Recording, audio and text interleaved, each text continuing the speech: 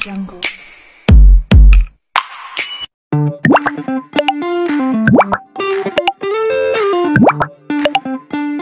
Hai, Assalamualaikum tuan-puan. Kerajaan bersetuju menaikkan kadar gaji minimum daripada RM1,500 kepada RM1,300 sebulan yang akan berkuat kuasa melalui 1 Februari 2025 yang lalu.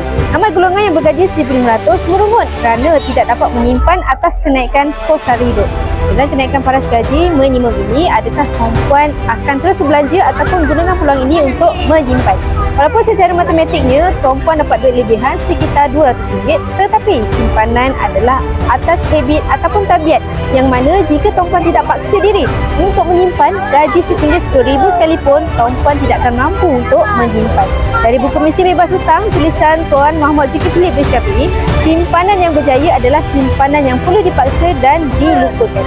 Emas adalah medium simpanan terbaik bagi yang ada masalah untuk menyimpan dan sesuai untuk belajar membina tabiat menyimpan.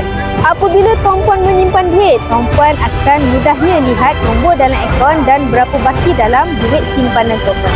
Tetapi emas tuan-puan hanya kira berapa gram emas tanpa mengira berapa value simpanan emas tuan-puan. Bagi yang ingin menjadikan tahun 2025 ini sebagai tahun baru untuk tuan-puan membina dan mengukuhkan kewangan dalam simpanan emas bersama Fabriko, tuan-puan boleh klik link bio saya dan insya-Allah saya akan bantu tuan-puan dengan sebaiknya.